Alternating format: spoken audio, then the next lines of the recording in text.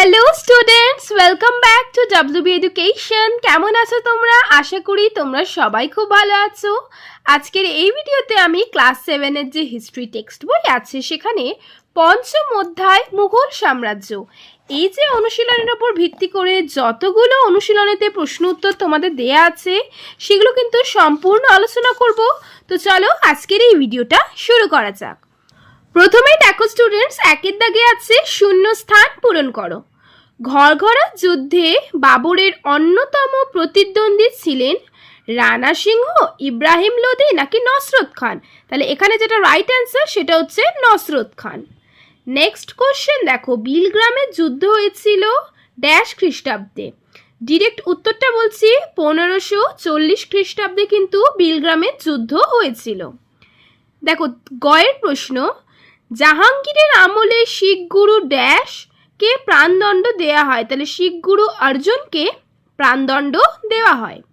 রাজপুত নেতাদের মধ্যে মুঘল সম্রাটদের সঙ্গে জোট বাঁধেননি রানা ড্যাশ?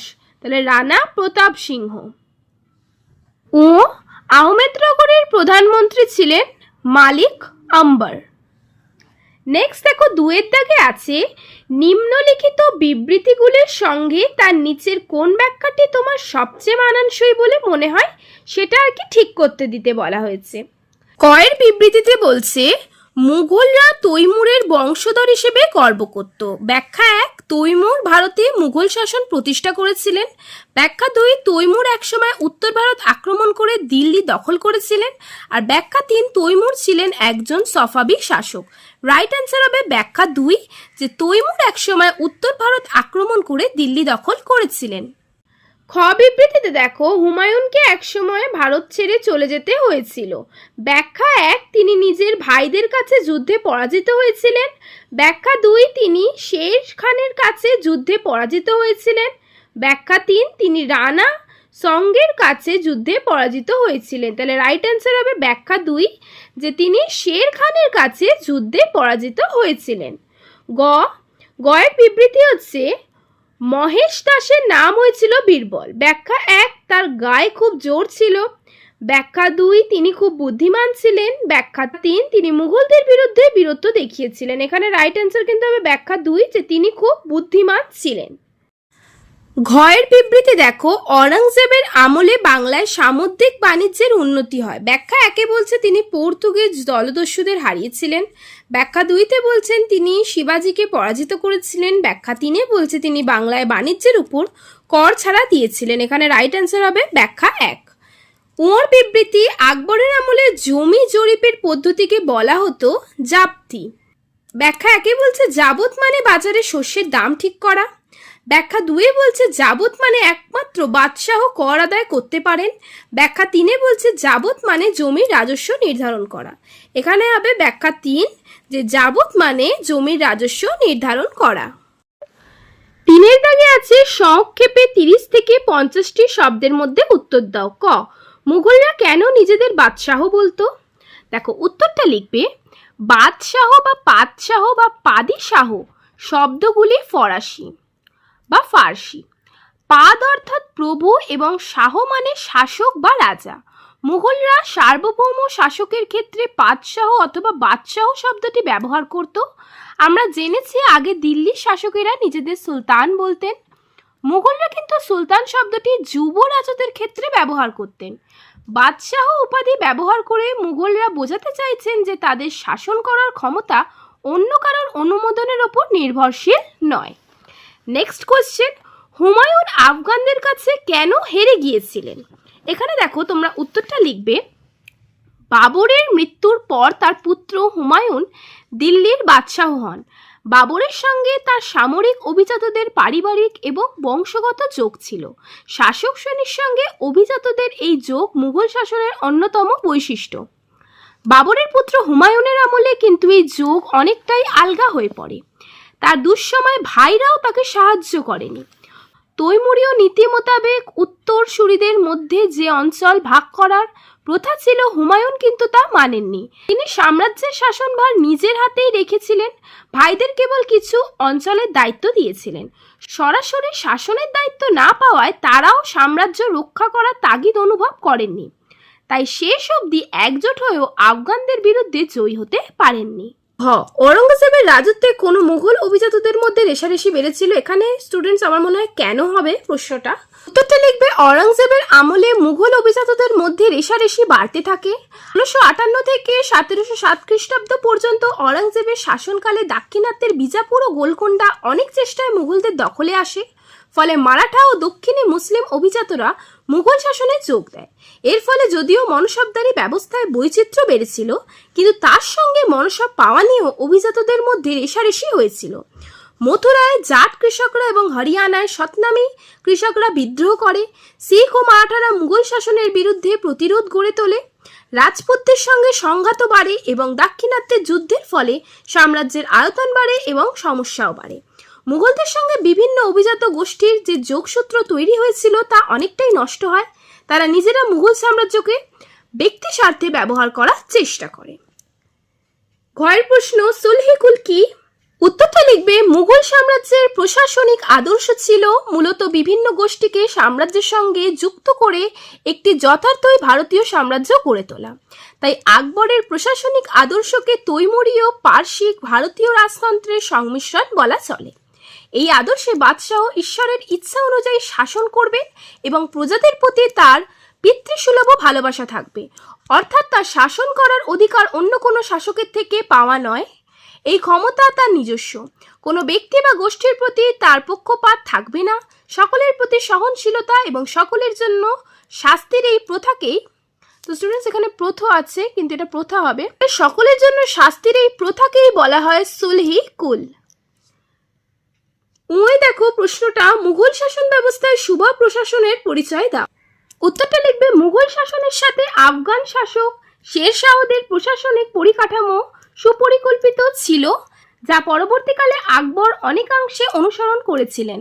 আকবর তার সাম্রাজ্যকে কয়েকটি প্রদেশে ভাগ করেছিলেন। এই প্রদেশগুলিকে বলা হতো সুবা। সুবাগুলি আবার ভোগ করা হতো, এখানে কিন্তু একটু হতো লেখা আছে স্টুডেন্টস, আমি লিখতে ভুলে গেছিলাম, কয়েকটি সরকারি এবং সরকারগুলি ভাগ করা হতো পরগনাতে। সুবার দায়িত্বে যিনি থাকতেন তাকে বলা হতো সুবাদার। এছাড়াও প্রতিটি সুবাতে নানা ভারপ্রাপ্ত কর্মচারীরা থাকতেন।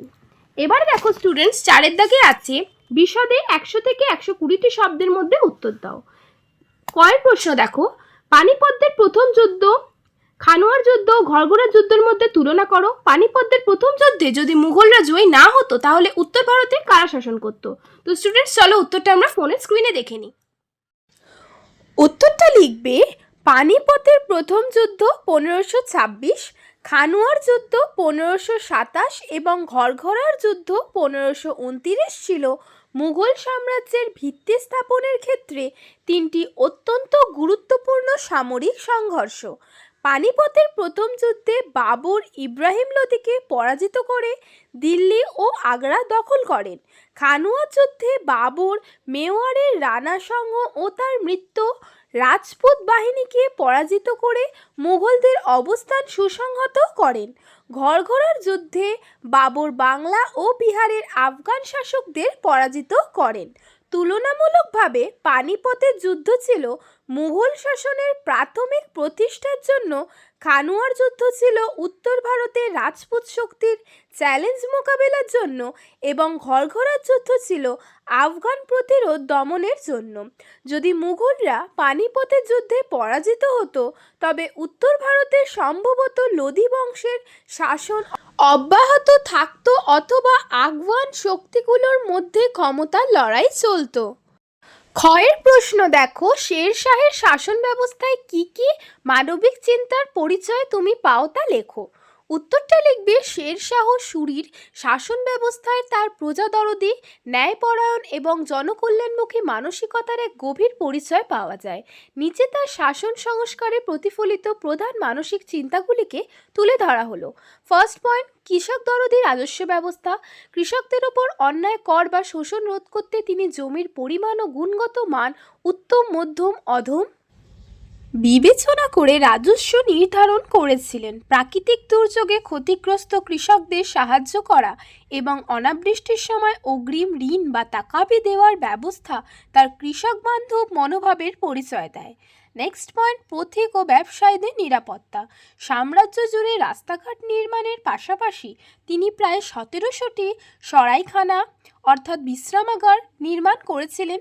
সেখানে হিন্দু ও মুসলমানদের জন্য আলাদা রান্নার ব্যবস্থা এবং বিশ্রামরত যাত্রীদের সুরক্ষার জন্য বিশেষ প্রহরীর নিয়োগ ছিল এক অনন্য জনহিতকর পদক্ষেপ।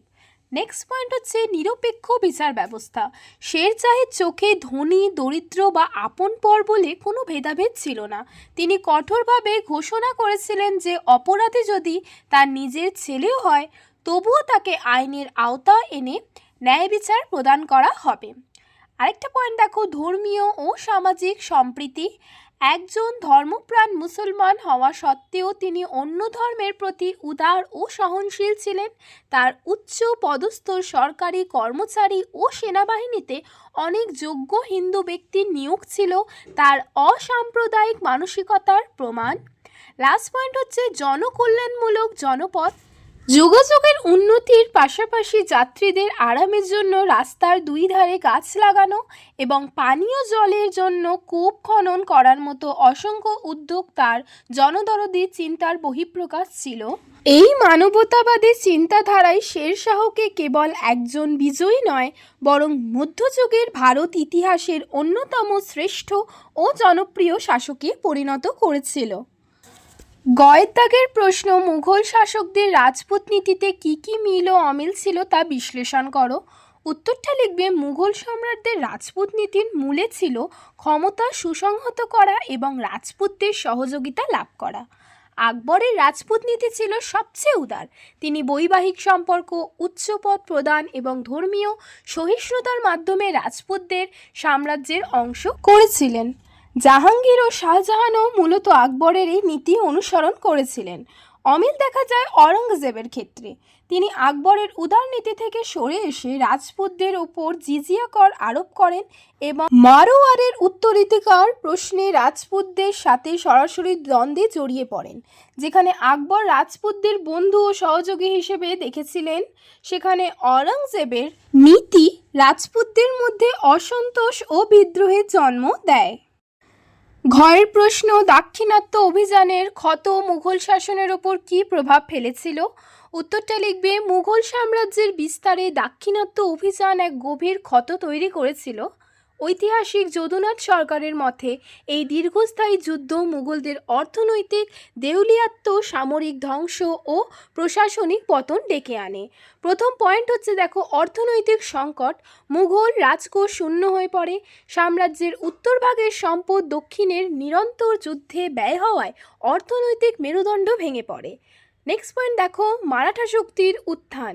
বিজাপুর ও গোলকোন্ডা ধ্বংসের ফলে মুঘলরা মারাঠাদের সরাসরি মুখোমুখি হয়। মারাঠারা গেরিলা যুদ্ধের মাধ্যমে মুঘলদের নাস্তানাবুদ করে এবং মুঘল শক্তির পতন ত্বরান্বিত করে। নেক্সট পয়েন্ট দেখো, প্রশাসনিক ও সামরিক দুর্বলতা।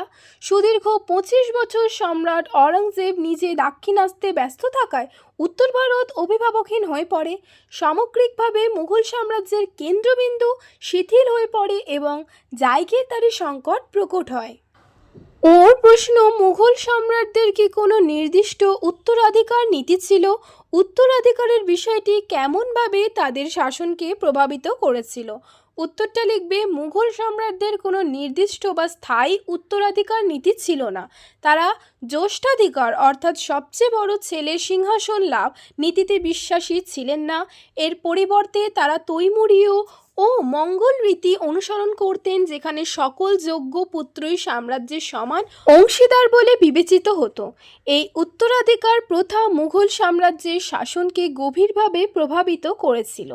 ফার্স্ট পয়েন্ট দেখো, রক্তক্ষয়ী গৃহযুদ্ধ। নির্দিষ্ট নিয়ম না থাকায় প্রতিটি সম্রাটের মৃত্যুর পর বা বার্ধক্যে রাজপুত্রদের মধ্যে সিংহাসন দখলের জন্য রক্তাক্ত যুদ্ধ অনিবার্য হয়ে উঠত। 1658 সালে সম্রাট শাহজাহানের অসুস্থতার সময় তার 4 পুত্র দারা শিকোহ, শাহ সুজা, মুরাদ বখশ এবং অরঙ্গজেবের মধ্যকার যুদ্ধটি এর সবচেয়ে বড় উদাহরণ। সাম্রাজ্যের অখণ্ডতা ও অর্থনৈতিক ক্ষতি, এটা নেক্সট পয়েন্ট। রাজপুত্রদের মধ্যকার এই দীর্ঘস্থায়ী দ্বন্দ্ব সাম্রাজ্যের রাজকোষকে নিঃশেষ করত এবং সামরিক বাহিনীকে দুর্বল করে দিত, যা সামগ্রিক অর্থনৈতিক ও প্রশাসনিক ব্যবস্থায় ক্ষতিকর প্রভাব ফেলত। নেক্সট পয়েন্ট দেখো, সমর্থন আদায়ের রাজনীতি। সিংহাসন নিশ্চিত করার জন্য রাজপুত্রদের অভিজাত ও সেনাপতিদের ওমরাহ সমর্থন প্রয়োজন হতো। এর ফলে দরবারের রাজনীতিতে অভিজাতদের ক্ষমতা ও প্রভাব বৃদ্ধি পেত, যা পরবর্তীতে দুর্বল সম্রাটদের আমলে সাম্রাজ্যের পতনের কারণ হয়ে দাঁড়ায়। তো স্টুডেন্টস, এখানেই কিন্তু আমাদের অনুশীলনী শেষ হলো। আশা করি ভিডিওটা বুঝতে কোনো অসুবিধা হয়নি। তাও যদি কোনো জায়গায় কোনো সমস্যা হয় বা কোনো প্রশ্নের উত্তর বুঝতে না পারো, আমায় কিন্তু কমেন্টে জানাতে ভুলবে না। ভিডিওটা ভালো লাগলে লাইক করবে আর চ্যানেলটাকে সাবস্ক্রাইব করার সাথে সাথে বেল নোটিফিকেশনটাকে অলে প্রেস করে দিও, যাতে আমি যে কোনো ভিডিও আপলোড করি সবার প্রথমে নোটিফিকেশন তোমার কাছে আসে। এবং তোমাদের জন্য আর কী কী বিষয় আমি ভিডিও আপলোড করব সেটাও একটু কমেন্টে জানিও। থ্যাংক ইউ চ্যানেলে ভিজিট করার জন্য।